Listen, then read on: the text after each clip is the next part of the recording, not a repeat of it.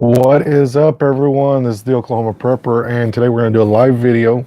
So I'm going to wait a little bit till everybody gets in, but I'm going to go ahead and start with the main topic is what I've learned after a year living in a tiny house. So as you guys know, I got this shed about 13 months ago, and at the end of February of last year, and it's been a year, just a little over a year, since I've been in this house. And as you can see, some stuff is not completely done. You know, I still got to do drywall and stuff like that. And so I wanted to talk to you guys a little bit about some of the things that I've learned after the first year of being in a tiny house. So first thing is, the hardest part still is storage and adjusting to tiny house living. So as you all know, from my first video, the reveal video, I still have a 4-bedroom house. It's right out there, but it's in bad shape. It needs a lot of work, and I found it a lot cheaper to get this house and work on it than it would be to completely remodel the old house. So that's what I'm doing. And you know, as you guys know as well, due to my health, as far as my gallbladder complications that I'm having now and my back problems, it's really slow to get the stuff that I need done. And I can't really contract out the work. You know, I've got some friends that help me out, like my buddy Elijah. You guys saw him. He helped me put in the air conditioner and you know, all that kind of stuff. So some of the stuff I can do, and I can have friends help me out, but it's a little bit tough. And as you guys can see, the insulation is up, but there's no drywall. By the time I get figured out what I'm going to do with the electrical, I completely think of something else that I want to do. So it's never consistent. I think that if I just, you know, went ahead and did it, it would all just happen, and I'd just have to deal with it. So that's one thing. Another thing is the roof. I'm not going to show you all that just yet. The ceiling, you guys saw when I was putting the Reflectix up in that video. That's as far as I got to this day, but I'm not having any complications with that. I'm pretty sure the heating and cooling issue would be a lot better, which I'm actually not having much of a heating and cooling issue at all. In the summer, the galvanized metal roof actually reflects a lot of the sunlight, and a lot of that heat doesn't penetrate through. I can actually touch the ceiling, and in the summertime when it's 112 degrees outside, and the wood is actually cool to the touch. Now, the wall, that is a different story. I could probably touch it right now, and it's probably 80 degrees and it's 50 outside and it's cloudy. That's one thing I didn't think of whenever I got the house. You know, that's the first thing I had in mind when I got the house, was the roof is going to have to be either very bright or completely unpainted galvanized roof. So I went with the galvanized aluminum, or Galvalume, and that really made every bit of a difference. So so just as far as one of the biggest troubles, one of the biggest things that I'm having with the house being, you know, adjusting to the tiny house life is definitely the storage, and going from a 4-bedroom house to 1 room, you know, a tiny shed. So I'm in my recliner. Um, pretty much the only place I can get comfort. The couch, we've got a huge full-size couch right next to me. King-size bed right here. The wood stove is behind you guys. You guys have seen that, the barrel stove. That is one of the wood stove alone is one of the biggest issues because, of course, you can't get too close to it when it's on, and it's actually on right now. I mean, it's not entirely cold here, but in fact, it's not cold at all. It's 50, but the wind is making it so much colder. I'm not even going outside today, and that has a lot to do with some of the health complications that I'm having today as well. But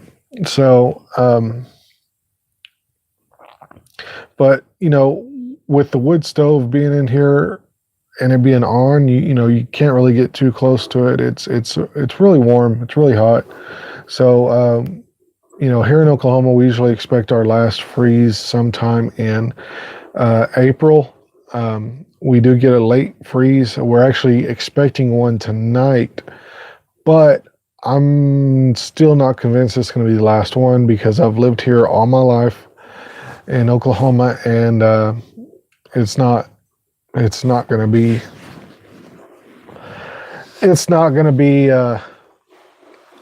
the last one. I'll be surprised if we don't get another cold front come through.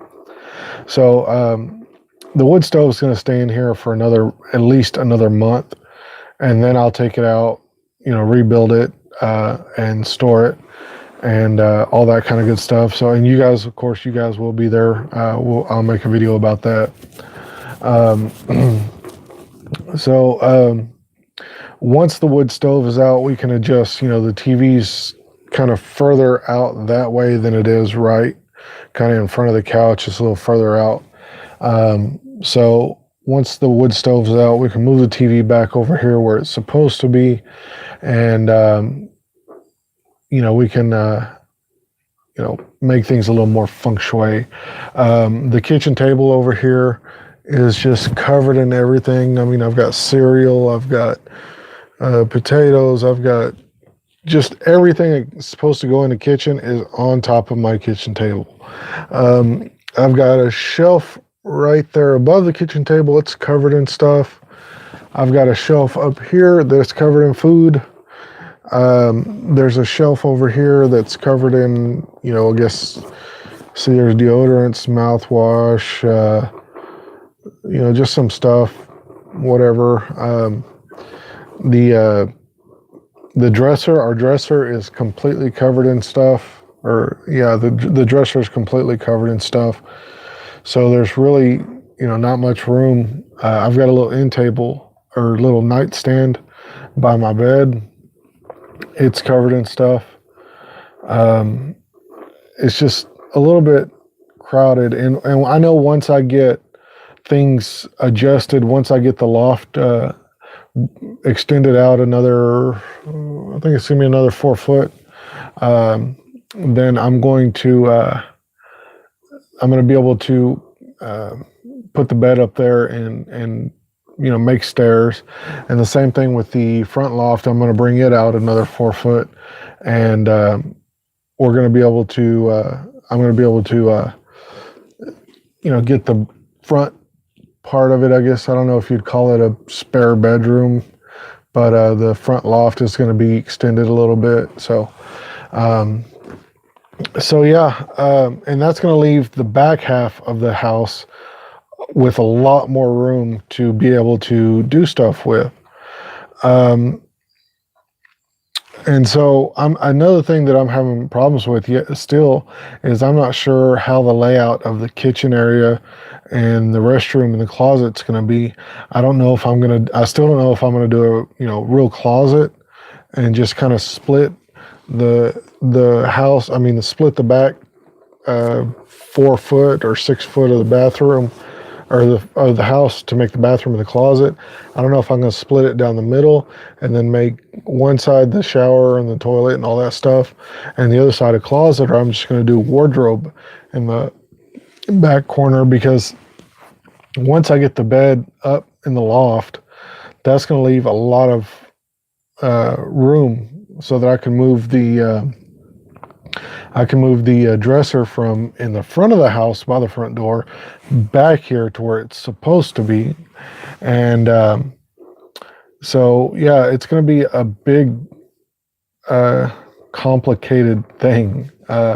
So I know a lot of people, as soon as they get the house, they do the work immediately and they're done within a couple of months, and that's cool. And I'm sure if I had the ability to do that, I would have done it. In fact, that was the plan. The plan was actually to have this done in 6 months.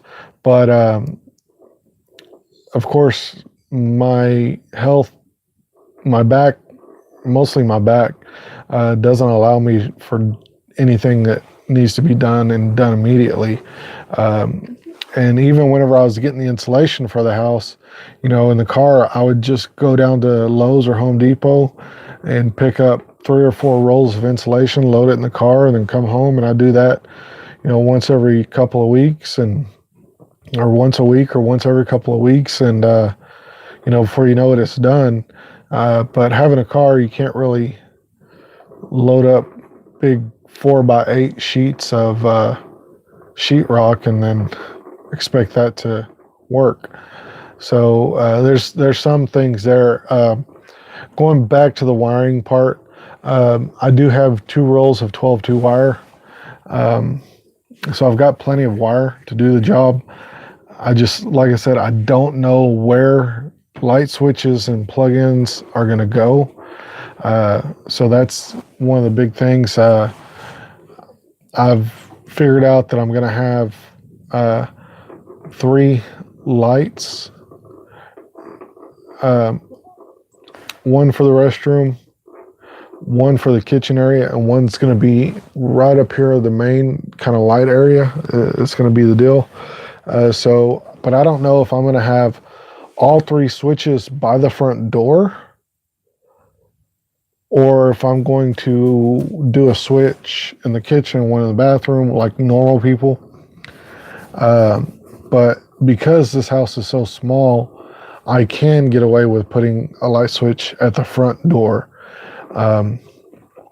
So that's still something that's there for debate. It's still there, an option for me. Also, as far as the plugins, I don't know if I'm going to put them down at knee level, I guess you'd say, like everyone else has in everybody else's house, or if I'm going to put them up higher, about chest level, because the reality of it is, nothing is really going to be plugged in by the floor. Everybody, puts their TVs, usually has their TV plugins and everything for their TVs and DVRs and stuff like that up behind the TV, especially since everybody's got flat screens nowadays, and they're hanging on the walls, they're wall mounted and stuff. So that's going to be a thing. And in fact, if you guys look back on the air conditioning unit video, the plug-in for that is actually up near the ceiling, because I have the window made about I want to say 5 foot off the ground. I think it's 5 foot. The bottom of the window jack, the window sill where I put the window unit in, is about 6 foot off the ground. So there's that as well, So, and then of course I'm going to have a couple of plugins up in the loft, one on each side for my cell phone, tablets, laptops, stuff like that, so I can plug it in, and even maybe a little light up there. I'm still debating on that right now. I'm not really entirely sure how that's going to go.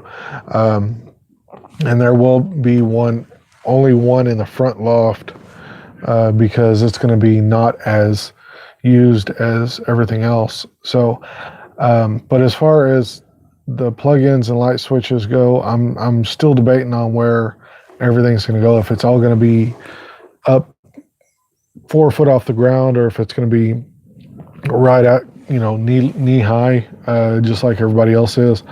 But again, like I said, with advances in technology, with TVs being smaller, and instead of sitting on a big TV stand like everybody's tube TVs did back in the day, now everybody's mounting their TVs on walls. Um, so, and cell phone. Uh, I'm gonna have a small shelf over. Probably, I think I'm gonna do a light switch. Actually, I'm gonna do a light switch right here, or not a light switch, but a plug-in. Um, Around on the window side, where the windows are, I'm gonna do them up high. Like, for example, right about this area is where the plug-in's gonna be. And there's actually going to be a small little shelf where I can set my cell phone down, or my radio, or something like that, so that I can charge it as I go. So there's a lot of things like that that's going to be taken into consideration, and it's going to be we're going to try to figure out how to work. And another thing with the kitchen, I'm still debating on if I want to do countertops, an L countertop for the and the L part is going to go. Of course, one part's going to go up against the wall, and the other part's going to go. I'm not sure if I'm going to do a bar out of it. That way, it could kind of eliminate the need for a kitchen table. But for sure, I know I'm going to do a chuck box. I think I still actually, I'm not sure, because if I do a chuck box style kitchen, and for those of you who don't know what a chuck box is, it's back in the old Western times where they did and they still do chuck wagons to this day. Everything that they needed, all their cooking stuff that they needed, and a lot of their, dry goods would actually have to fit in the chuck box. Pots, pans, utensils, plates, cups, everything that they needed on that cattle drive would have to fit in the chuck box. So that's going to be a thing that I'm still debating on what I'm going to do with it. If it's going to be in, I'm going to do a chuck box, or if I'm going to do it like a real tiny kitchen. So that's going to be something that I'm still thinking of. Fridge wise, I'm going to do a 6-foot fridge with a small fridge, not a mini fridge. I don't know what you really call those. I think they're called, I don't know what they're called. I'm not even going to guess. But it's going to be a smaller, like an apartment style fridge, not the big double door fridge like I'd like to have. But that's just not going to happen. So I'm going to do a small fridge like that. And as far as laundry, I think what I will do in the bar is probably going to be a for sure.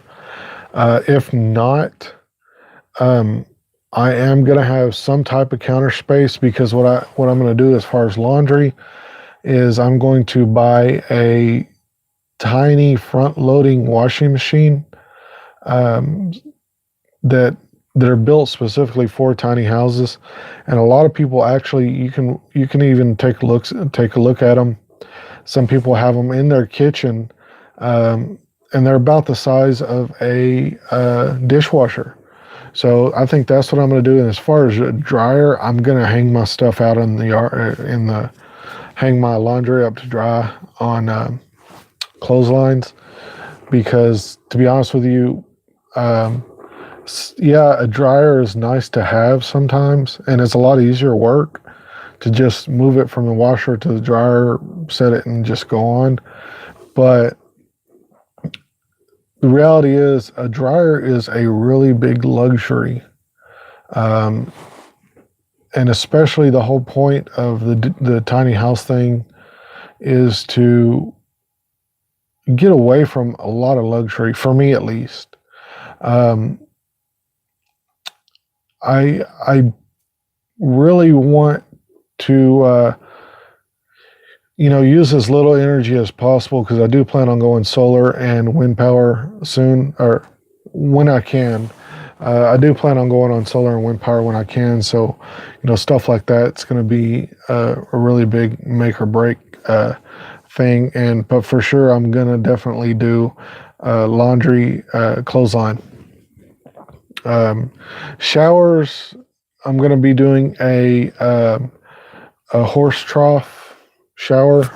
And the plumbing is going to be exposed. The copper pipe is going to be exposed.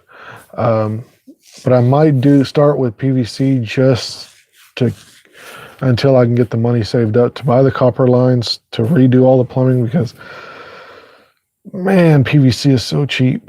So that's going to be one of the things that I'm going to be doing. But I definitely am going to be keeping the wood stove, the barrel stove kit, as my primary heating, because it is just so efficient. It is so amazing. I just love it. There's no reason for me not to. I do not plan on getting a smaller wood stove, and I don't ever see why I need to. So I mean, because that's a little more of an expense that is not really needed. Especially when I can spend, I don't know, 10 or 15 bucks, get a new barrel, cut it up the way I need it, and actually just drill a 6-inch hole at the top and drill 2 legs to it, and use the same door from the original. So there's really no point in buying a $300 stove when the barrel stove kit works just as fine, in my opinion, better. So yeah. See, I don't have any chats yet. I'll make sure. I don't know. Okay. Anyways, so yeah, there's a lot of things that I'm going to be doing. I'm sorry. There's a lot. That's one of there's a lot of reasons, a lot of things that I've learned about living in a tiny house. And one thing that I made 2 modifications that you guys saw. The first one, or actually one of the biggest modifications I did, was putting the window unit in. What's up, Living Frugal and Prepping? I don't think I commented on your last video, but I did see your video you posted yesterday about your bike. I think it was yesterday's video, the update on your bike, and it's awesome. I love it. It's a great bike. So, but anyways, so if you have any questions, Living Frugal, if you have any questions for me, I know you came in here late in the video. So if you have any questions about what I've learned about living tiny, just go ahead and ask away. I don't mind repeating it at all. But for those of you that are watching this on a later date or later time, and if this is not a live video for you guys, yeah, that's the biggest thing about. What I was going to say is I did make 2 permanent modifications to this house, and one of them is technically not very permanent. Of course, you guys know about the window unit. I did cut a big window in the side of the house and put the air conditioner in it. Another thing, which was a huge lifesaver, was the doggy door. I do have a small doggy door that I use for the lady. Come on, lady. She's not even gonna, she's just gonna ignore me. I have a small doggy door because when I first got her, she was in and out constantly, and I didn't want her to make a mess in the house. So it was every 10 minutes getting up and letting her out, and that got old fast. So I got a doggy door, and now the cats and the dogs both use it. and they come in and out as they please. The only one that doesn't use it is the bear, and of course he's a Australian Shepherd Border Collie, so he is not really in and out much. We let him in and out overnight, especially mainly when the weather's really, really cold, when it's below freezing, because we did try to let him out when it was just cold, above freezing, but cold. Or we let him in, and the whole time he was just laying there panting. He wanted no part of being inside when it was that cold, because animals adjust to the climate. They, horses, dogs, cats, everything adjusts to their climate. So, if he wanted to stay out, then he stayed out. If he wanted to come in, and when it was below freezing, he did come in, and he was glad to come in and lay down, and he'd kind of, want to play a little bit, but I just kind of just told him to go to sleep, and yeah. So, but yeah, anyways, that's probably the only modification. Those are the only permanent modifications that I've done to this house. And like I said, the door, the doggy door, if I need to replace the door, I can. It's not that big of a deal. But yeah, it's been a learning curve this entire year.